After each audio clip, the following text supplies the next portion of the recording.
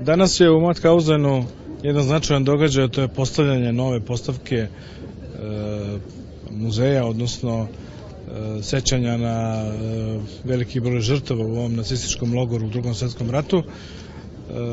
Uz prisustvo veoma visokih zvaničnika kao što je predsednik Austrije, predsednik Poljske i Mađarske, predsednik Ruske dume. Ja sam iskoristio priliku da razgovaram sa njima vezano za situaciju u kojoj Srbija trenutno nalazi.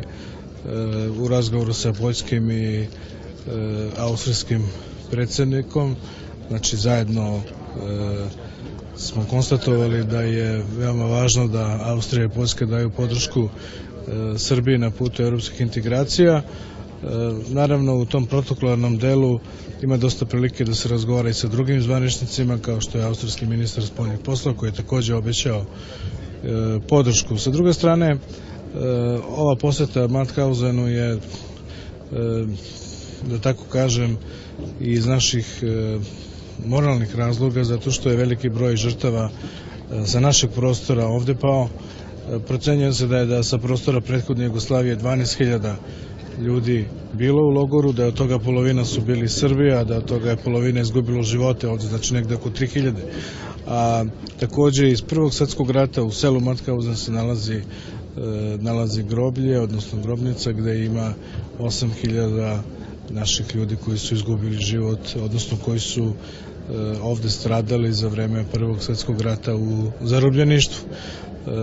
Ova moja poseta Austriji, nju ću iskoristiti i za razgovore sa austrijskim kancelarom, nastaviti razgovore sa ministrom spoljnih poslova, koji je predsednik druge najvažnije partije u Austriji, to je Narodna partija, kancelarija i Socijaldemokratske partije.